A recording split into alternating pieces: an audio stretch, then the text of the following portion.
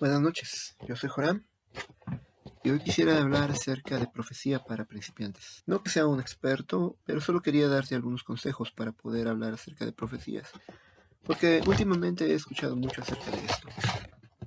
Todos, sin importar cuál sea su fuente o la naturaleza de la fuente, se atreven a decir que hay profecías certeras acerca de lo que está pasando en estos tiempos o de lo que pasará inmediatamente este año. 2020 parece ser que es un número catastrófico solamente porque estamos viviendo un momento difícil.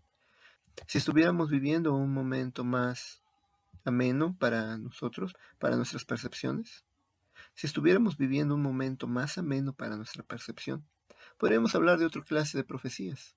Desempolvaríamos libros que tienen que ver con profecías de abundancia, pero no lo hacemos. ¿Por qué? Porque tenemos que interpretar las profecías a la luz de lo que ya ha pasado. De esta manera, en realidad, no se trata de una profecía, sino de un acierto. Hay un dicho que dice que el reloj descompuesto puede acertar 2 veces al día. Si un reloj no se mueve y se quedó detenido a la 1 de la tarde, volverá a acertar a la 1 de la mañana y a la 1 de la tarde cada día. Así es que, ¿cómo poder interpretar las profecías correctamente? Quiero proponerte 4 opciones, que son principios de interpretación. Uno de ellos se trata de profecías pretéricas. El primero de ellos se trata acerca del cumplimiento de profecías en el pasado. Es decir, algo que ya sucedió y que ya no tiene por qué afectarnos porque ya sucedió. Profecías futuras, algo que se trata sobre tiempos muy alejados a nosotros, donde probablemente no estaremos vivos para poder interpretarlas. Así es que tampoco tiene que ver mucho con nosotros y no nos ayudaría a entenderlas así. El tercer principio del que quiero hablarte es el principio idealista. Tiene que ver con situaciones morales. Si alguien dice que habrá una guerra o un gran conflicto, se trata de algo que sucederá en nuestras mentes o en nuestros corazones y solamente tiene que ver con rasgos morales de una persona. Pero el otro tiene que ver con el historicismo, que trata de ordenar eventos uno detrás del otro, y así como se va revelando uno, podríamos esperar que el siguiente sea revelado y no que se salten eventos. Ese me agrada un poco más. Y déjame usar un ejemplo que viene en la Biblia para poder explicarlo mejor. Isaías capítulo 2, versículos del 2 al 5, dicen así: En los últimos días el monte de la casa del Señor será establecido como el más alto de los montes. Se alzará por encima de las colinas y hacia él confluirán todas las naciones. Muchos pueblos vendrán y dirán: Vengan, subamos al monte del Señor, a la casa del Dios de Jacob, para que nos enseñe sus caminos y andemos por sus sendas. Porque de Sión saldrá la ley, de Jerusalén la palabra del Señor. Él juzgará entre las naciones y será árbitro de muchos pueblos. Convertirán sus espadas en arados y sus lanzas en hoces. No levantará espada nación contra nación y nunca más se adestrarán para la guerra. Ven, pueblo de Jacob, y caminemos a la luz del Señor. Lo primero que resalta aquí es que habla acerca de los últimos días. ¿Y cuáles son los últimos días? Lo previo a ese pasaje se trató de la redención de Israel. La redención de Israel es el punto final o los últimos días. Así es que en los últimos días, para que se cumpla la redención de Israel, tendría que haberse levantado la casa del Señor y ser establecida como el monte más alto, el lugar más importante en la tierra. Si esto es real, la interpretación sobre la redención de la casa de Israel tenía que ver con la venida de Jesucristo como el máximo cumplidor de las promesas salvíficas para el mundo. Así es que los últimos días, antes de que esto pasara, cuando la casa del Señor se estableciera, tendrían que haber venido muchos pueblos a buscar. Y así fue. En Israel había una gran confluencia de pueblos, naciones que tenían que comerciar ahí. El gobierno romano lo utilizaba como un punto estratégico para mover mercancías. No deseaban perder esa región, aunque fuera muy pequeña o poco importante, porque realmente era un paso para todas las naciones. Así es que pasó, estuvo en el pasado y puede ser que no nos importe mucho, a menos que diga algo que realmente tenga que ver con nosotros. Sigue diciendo así: vengan, subamos al monte del Señor, a la casa del Dios de Jacob. Hay una invitación.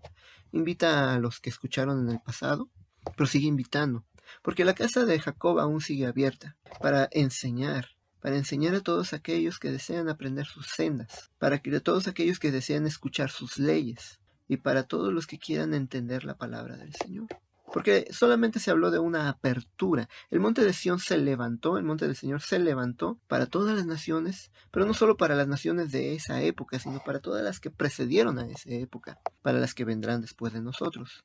Porque Él juzgará entre las naciones, y eso tiene que ver con un continuo, un momento que empezó cuando el monte de Sión se levantó, y un momento que no ha terminado aún, porque Él sigue juzgando entre las naciones. ¿Qué es lo que pretende hacer ese levantamiento? Bueno, quiere convertir las espadas en arados y las lanzas en hoces. La enseñanza, la ley de Dios, convierte el alma, hace que el sencillo se vuelva sabio y que la guerra se vuelva diferente. No es una guerra que se gana con espadas, es una guerra que se gana con arados. No es una guerra que se gana peleando entre los hombres es una guerra donde Dios interviene y se vuelve el árbitro, y solamente una conciencia que haya sido transformada y modificada por medio de la ley de Dios podría hacer la guerra de una forma diferente, sin espadas y con arados. Es lo que promete para todas las naciones. Entonces, el principio no es solo idealista, sino que está pasando.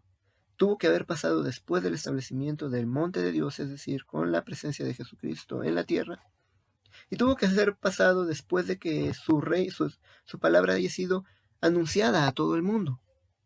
Solo así podría pasar lo que estamos esperando, la invitación. Ven, pueblo de Jacob, y caminemos a la luz del Señor. ¿Cuál es la luz del Señor?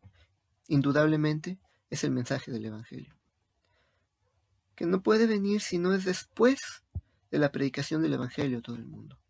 Es por eso que se está cumpliendo esa profecía todavía.